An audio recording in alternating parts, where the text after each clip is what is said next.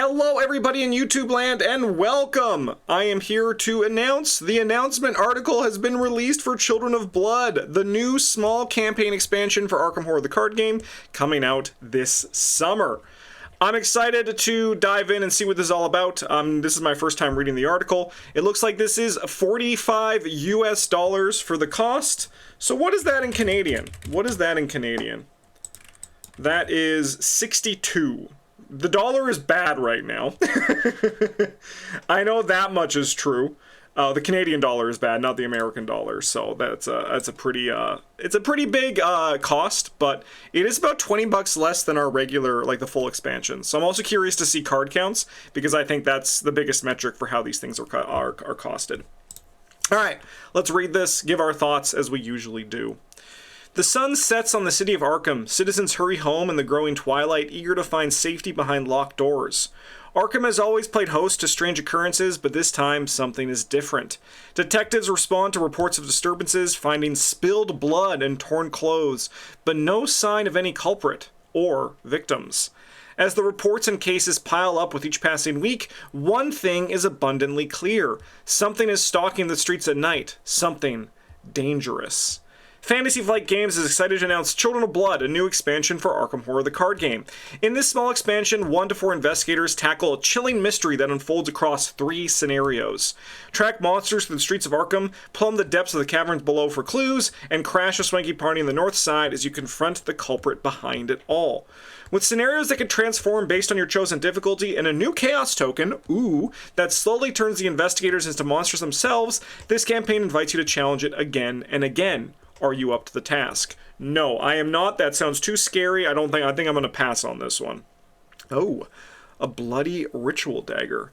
No time to bleed. When you and your fellow investigators finally get a lead on the recent string of disappearances, what you discover is a bit concerning.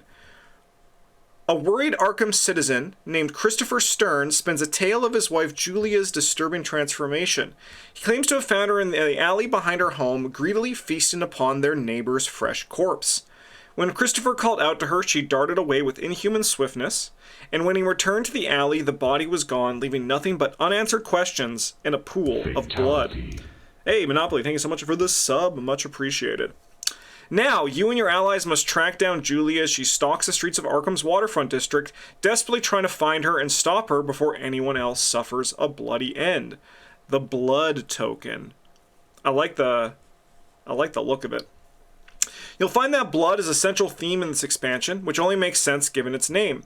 And nothing embodies that more than the new type of chaos token, the blood token. Throughout the campaign, depending on the decisions you make and the events that unfold, blood tokens can be added to or removed from the chaos bag.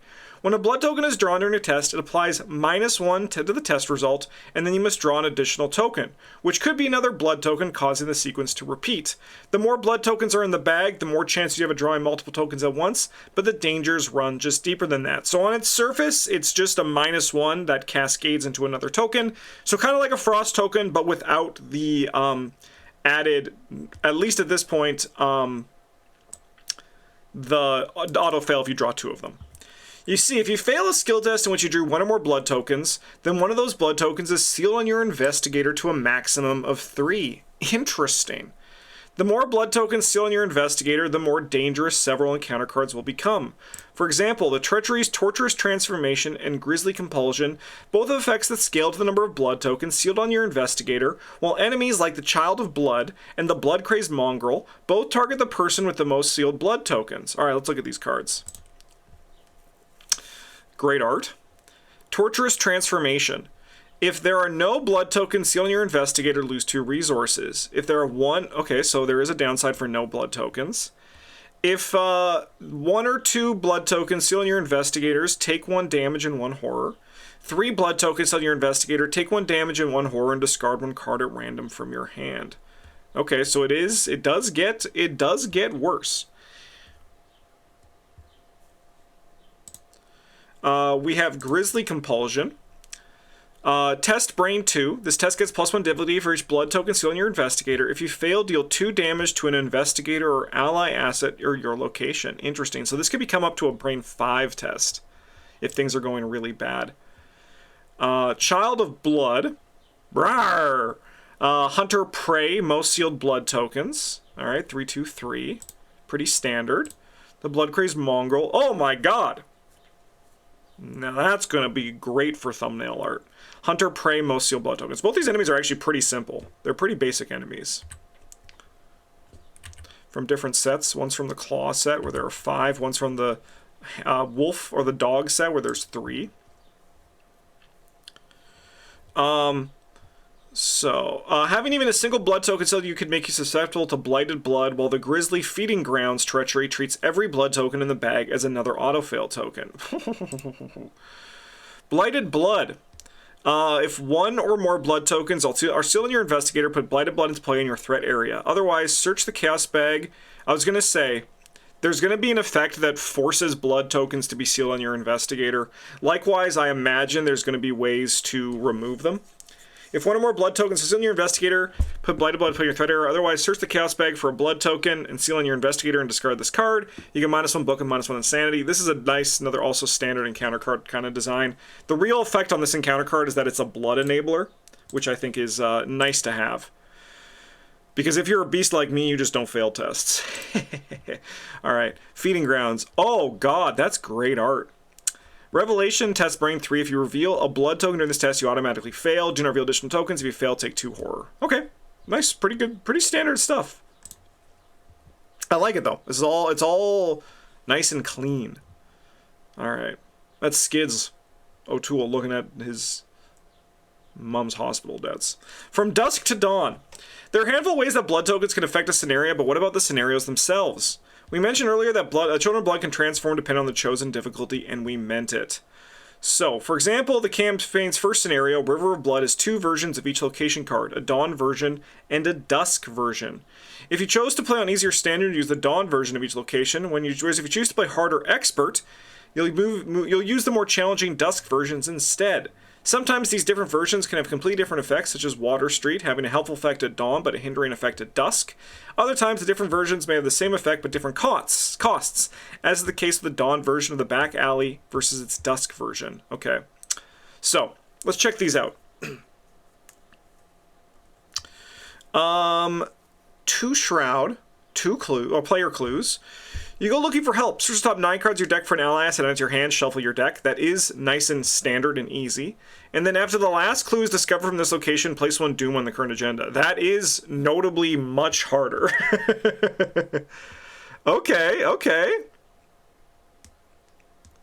That's pretty fucked up in a good way. I dig it. Alright, let's see the back alley. Back alley. Oh. Victory 2. 3 2-player clues. As an action, if there are no clues on back alley and no face-down cards beneath it, add 1 blood token to the Chaos Bag. You perform a ritual to cleanse the alley. Each investigator enemy at this location moves to a connecting location. Add back alley to the victory display. Interesting. And then here's the Dusk version. If there are no clues on back alley and no face-down encounter cards, add 2 blood tokens to the Chaos Bag. You perform a ritual to cleanse the alley. Each investigator enemy at this location moves to connect location. Add back alley to the victory display. Interesting. Interesting.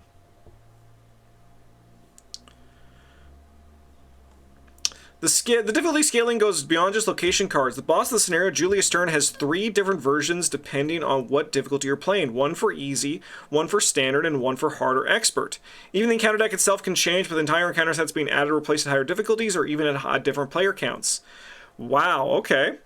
Each scenario in Children of Blood is its own modification for different difficulties, adding even more variety to the experience and more reason to revisit the campaign. That said, what do you get for actually completing it? Alright, let's look at our 3 Julias here. So Julia Stern on the run, 4/6/4, elusive, patrol, predator. New keyword just dropped, and it's called predator. Julia Stern gets plus player health. So she has, in 2 players, 8. If Travis Brennan and I, she has 9. Force. When damage be dealt to Julia Stern, remove 1 snare from her. If you cannot, reduce that damage to 0. We got some Rougarou type stuff here. That's kind of neat.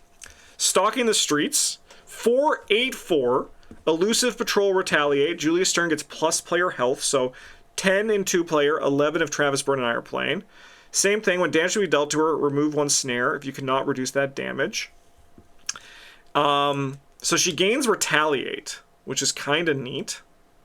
on the standard version. So the standard version is just like what we'd expect to see in a normal campaign. Not to say that Children of Blood is not normal, but just like in context of everything that has come before it. We then have Julia Stern preying upon Arkham, 484, Elusive Patrol, Predator Retaliate. Julia Stern gets +2 player health, so that means in 2 players she's 12. If Travis and I playing, she's 14, which is a big jump up. When damage be dealt to her, remove 1 snare if you cannot reduce that damage to 0. That's pretty cool. That's pretty cool. I like this, all this. Like this guy. I dig him. A Bloody Reward. Back when we first revealed Chapter 2 for Arkham, we talked about the addition of a new type of player card, Reward Cards. These are unlocked for deck building by winning campaign and can be used for other campaigns beyond the one you just unlocked them in.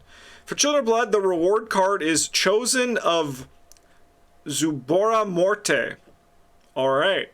This special asset allows your investigator to harness a bit of dark, monstrous power, which comes at the cost of adding blood tokens to the game. At the beginning of a scenario, this is strictly a hindrance, but once a blood token is drawn during a test, it gets sealed on the asset, which then flips to its compelled to feed side. On this side, Chosen of Zubora Morte makes you stronger, faster, and even lets you drain the health of your enemies. So long as you're willing to release the blood tokens back into the Chaos Bag, with this power at your disposal, you have an all-new way of facing the forces of the mythos. Just take care not to turn into a monster in the process. Interesting.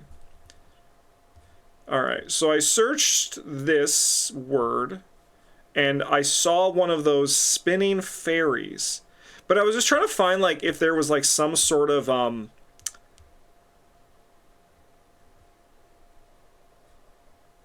what language this is. That's fucked up. I see my last name here. I need to stop searching this. I need to stop searching this. Alright, let's read the card. Alright, permanent reward.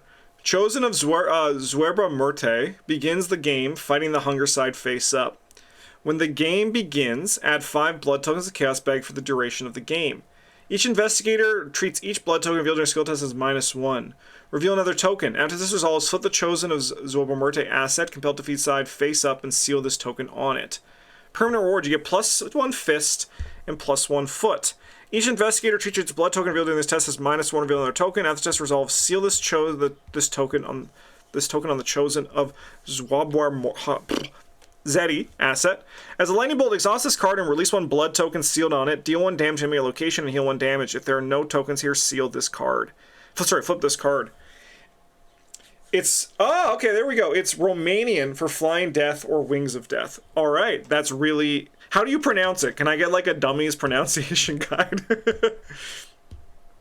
But we can truly get Vampire Hunter Charlie Kane, and he is the vampire from Charlie Kane 2, The Hunted. Flying Death, Wings of Death. That's hype as hell. Alright, so this is cool. So this is kind of like what I'm excited about, the idea of these reward cards, which are cards that are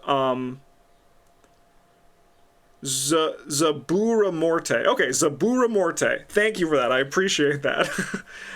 This is kind of like what I was hoping to see from the reward cards, which are like really flashy things that you don't want to include all the time, but like they kind of like embody the personality of the campaign that they're from. I think that that's really cool.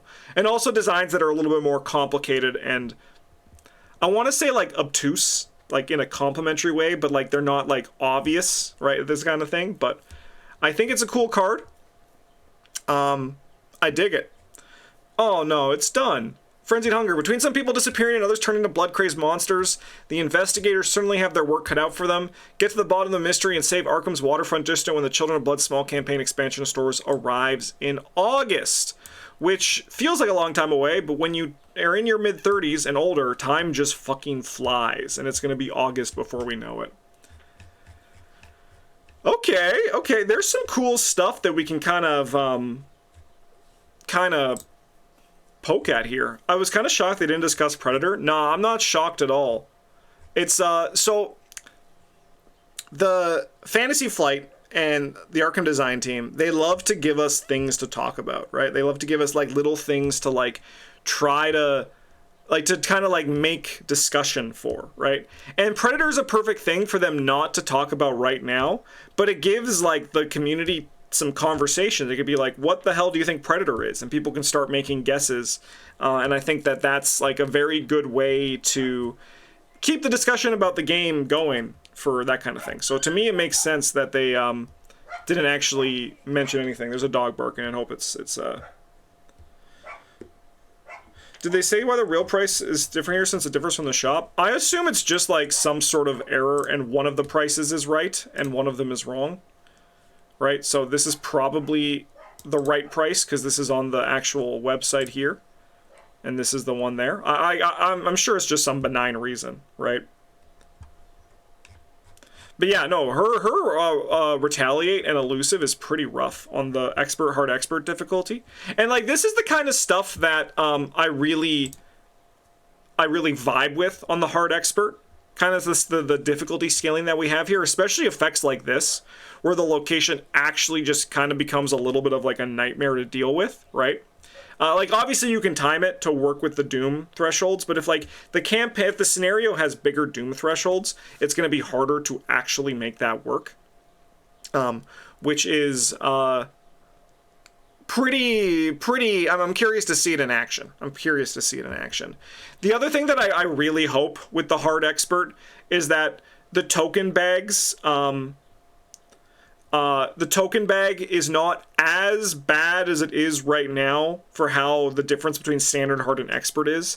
I still think that hard and expert should have a worse token bag odds than standard, but I feel like if these changes are happening here, I'd be curious to see if they try to reduce the swinginess of the token bag on the higher difficulties.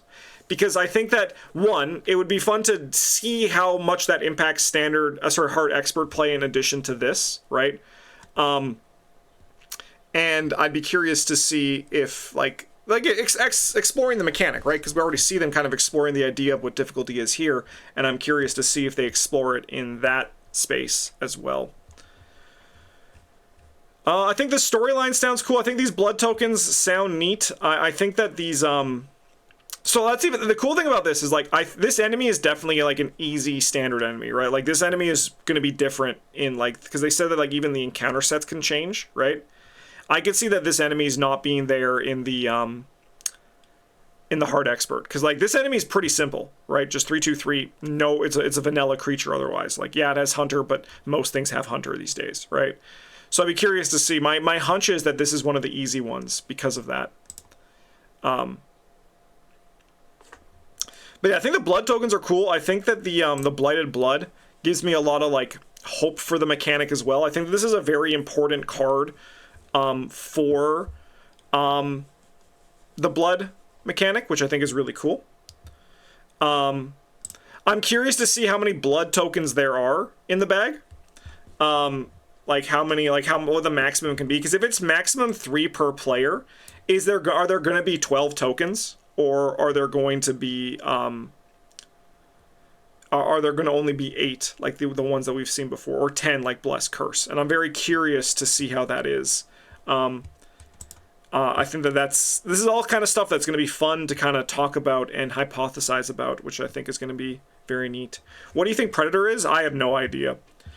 I know I said it facilitates discussion to kind of do this stuff, but I very rarely. Oh, the store page has for more information. Okay, that's good. Let's check out the store page. I rarely try to hypothesize for what stuff is. That's not the kind of guy I am. All right. View on store.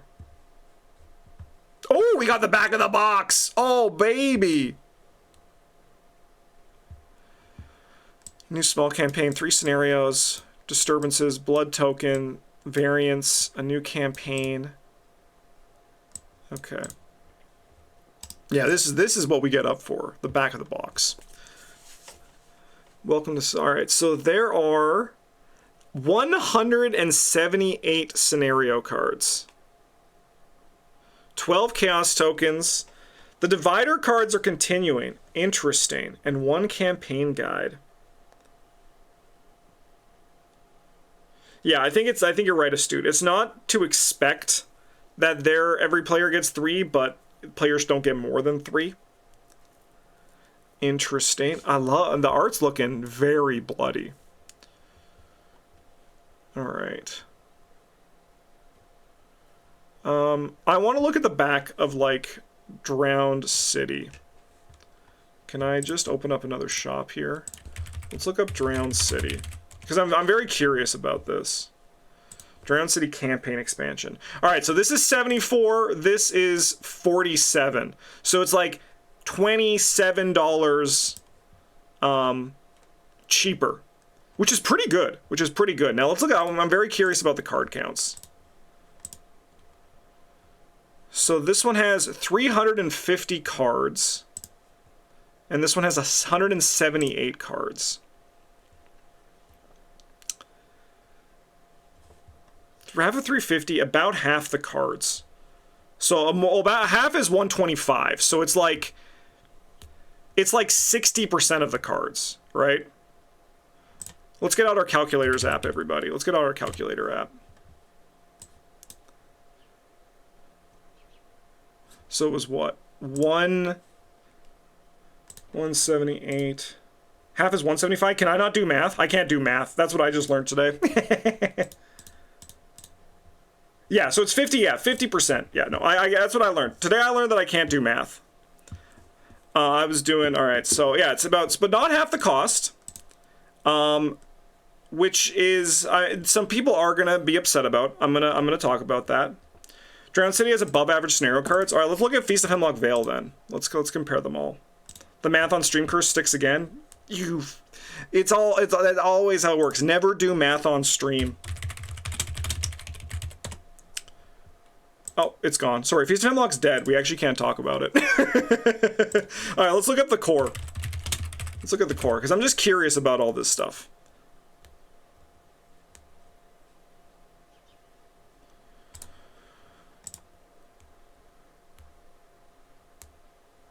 So core is 133 plus 224, which you never add together on stream. You actually just, you type in the numbers on your calculator, and then you go to wide mode, and then you come back to this one. So about 350. And this one's 70. Actually, you know what's a good thing to check? I'd love to also see in comparison the Marvel Champions.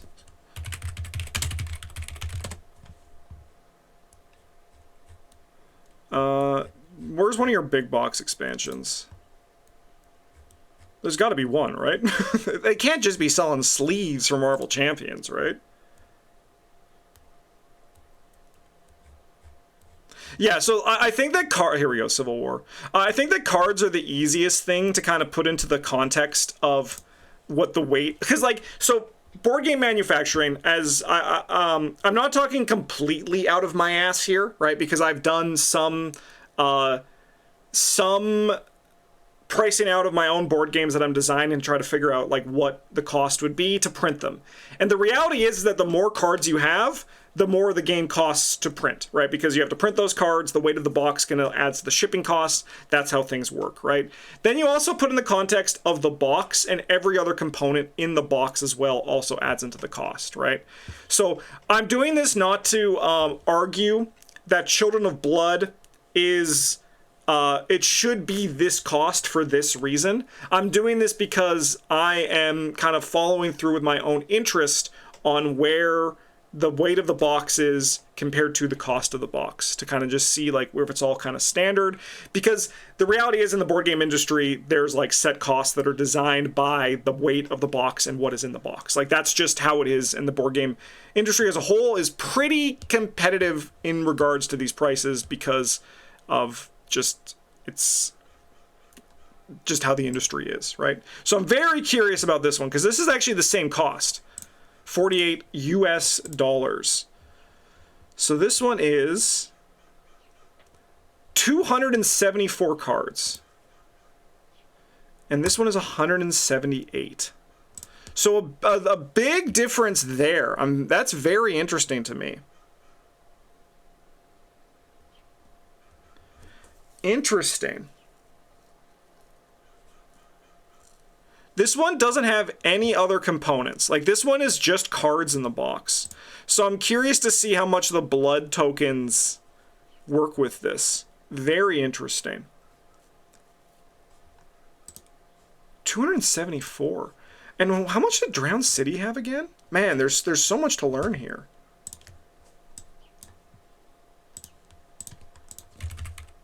Drowned City at 350, right?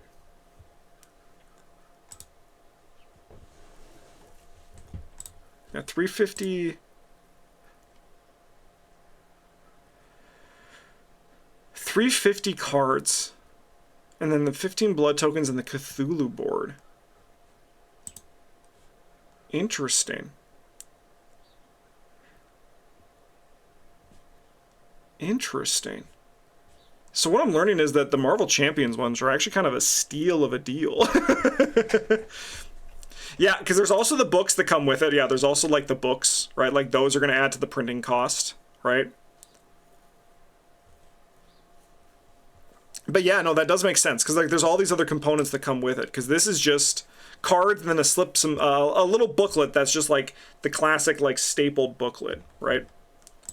Very interesting. All right, I want to look at some of these other cards, though. Enough of this pricing thing. I think the price is fair for me personally. You as a person get to decide. Released on August 14th. Whoa.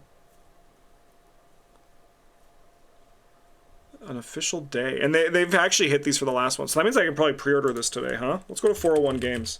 Let's see if it's up there on 401 Games. We can put a pre-order in. Children of Blood. By the way, this is the part in the video where I'm not really announcing stuff, and you can go if you want. All right, no pre-order for Children of Blood yet, but I'm going to keep my eyes and ears open.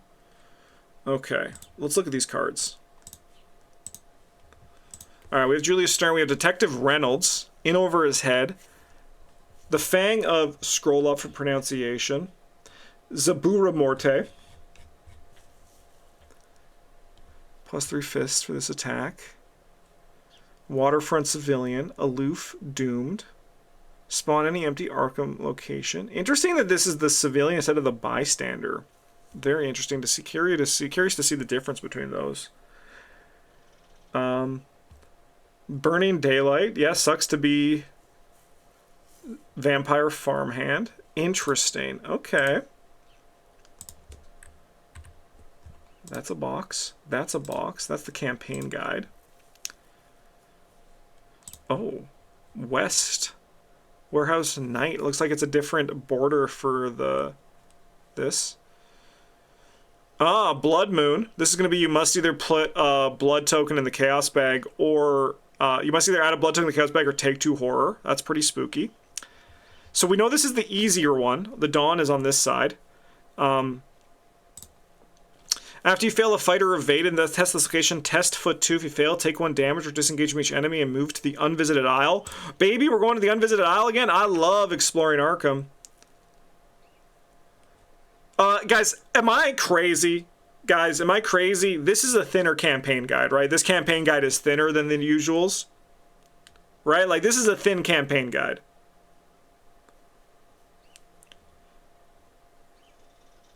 Our box is going to be thinner. We're going to have a thinner box for these small ones, which is kind of cool.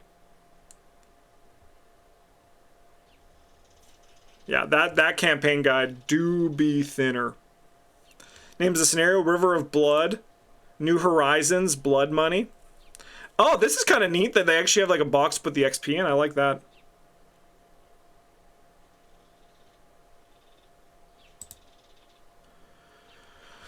Kind of neat. Kind of neat. Yeah, I think to echo what who said that? Spirit Juice in chat says, so does Children of Blood look bloody cool? I think that this campaign looks bloody cool from the announcements. I'm very curious to see how a 3 scenario campaign feels.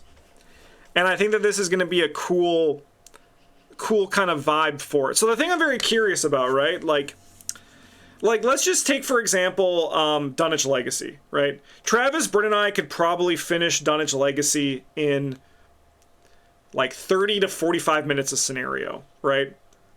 For the most part. So like that is like, let's just go for like the 45 minutes, do some quick math. That's 90 minutes for 2 scenarios times 90 by 4, right? Like I'm curious to see like the time that we can get out of this, because the scenarios have gotten longer as the game has gone, right? Like they're more complicated. There's a bit more moving pieces. Like Feast of Hemlock scenarios are usually pretty long. I'm curious to see how long these scenarios feel, and like if you still get like if I still get like 90 times 3 out of this, that's probably like a pretty good value for this. So I'm very curious to see that. As always, I don't really have any further comments on that than just like, let's wait and see, but I think this looks pretty cool. I think the flavor's really nice. Vampires are a fun part of the Arkham Files games, all the way back to Arkham Horror 2nd Edition and maybe even 1st Edition. I never played that one, but it's cool to see that here, and I think that the vibe is going to be very, very fun, and I can't wait to see it in action. I like this fork and knife symbol that it has for that. That's kind of cool. That's kind of cool. All right. Thanks for watching, everybody. I hope you enjoyed this, and I hope that it maybe brought some excitement for you for Children of Blood. There will be more content for Children of Blood in the future, including a play of the campaign when it does come out in August, so look forward to that. In the meantime, thanks for watching. Have a good one, and as always, a GG's.